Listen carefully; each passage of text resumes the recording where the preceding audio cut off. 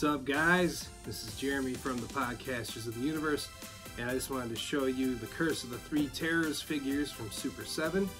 They're pretty sweet, and I'm going to show you the differences between them and the recently released Super 7 stuff that's based on Filmation. And so here we go. First off,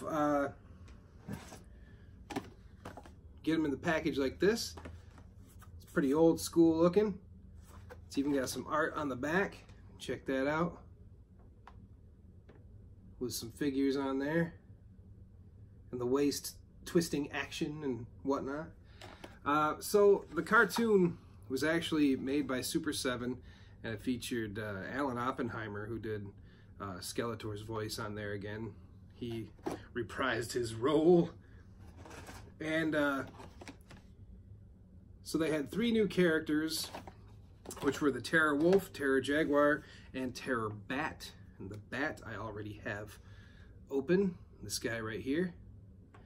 It's got like the old school Skeletor legs and arms.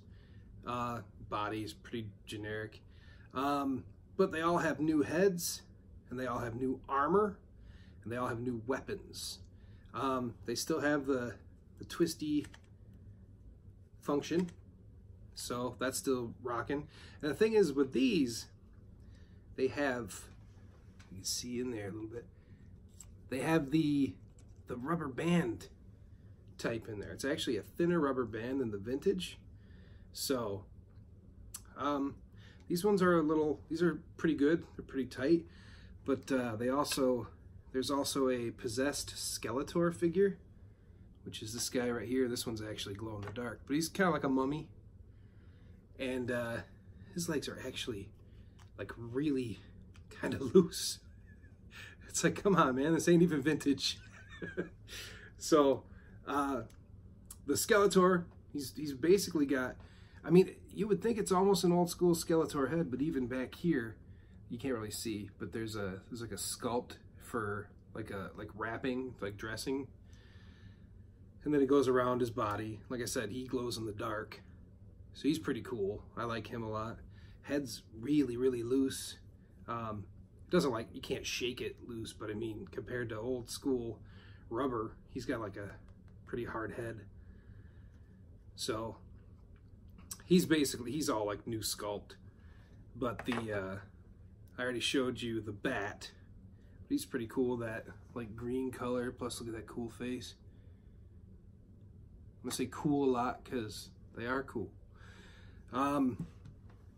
Comparing with the newer Filmation Skeletor, I mean, these guys have like just the joints. Like, they don't have the rubber bands in there, but they still do have the spring waist. All made by Super 7 though, so I'm not sure why they went with the rubber bands to begin with, and then went to doing the joints or whatever. But if you like the rubber band thing, I guess you could say it's more vintage style. But yeah, I wonder if how those will do over the years. But so I'll open these other ones here. This one's the Terror Wolf. See that dude? The thing I noticed with the paint, it's definitely not shiny, so it's real kind of like flat. But it almost looks custom. Not that it's a bad job, just like that someone customized it and did a good job of it. So they open real easy. They have their weapons in a little plastic prison there. We'll get that in his hand. It's worth noting that the body on this is exactly the same as the other one.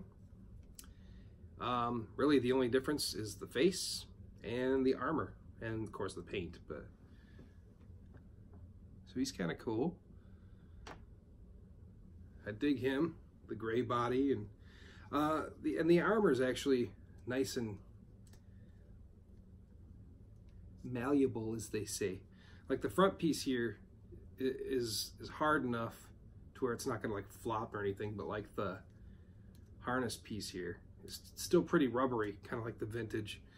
So it doesn't have that the hardness like the new Filmation style ones do. That was a complaint for most people. Let's get the Terra Jaguar open. That was way easy. So if you're gonna keep these on card, I mean, I wouldn't plan on it. That was way easy. Barely put my thumb under there. Take the little feet covers off there. And he's got kind of like a bone Spikor club. Well, not as cool as Spikor's. Of course, unless you like bones, and I like bones, so. So this is the Jaguar. Jaguar. It's pretty cool. The face on the Jaguar and the wolf really aren't that different. They're pretty similar. Some, you know, the nose and teeth, I mean, they're just a little bit different shape, but overall. Whereas the bat is more, I don't know, it's just more noticeable. Maybe it's because of the big old ears. Put this guy up too. Oh. Yeah, buddy. So they're pretty cool. It seems the bat seems to have a little bit tighter legs. The wolf isn't too bad, but once again, the paint on the belt and like the underwear and stuff just looks kind of flat and, I don't know, a little drab. Could be a little shinier. Seems a little cheap, if you will. They all seem to have spider chest, so that's the same armor on all of them. This one just has the red, and then there's blue and the green. But yeah, his legs are pretty loose too, so I'm just real curious if those are gonna last throughout the years. Guess we'll find out, huh?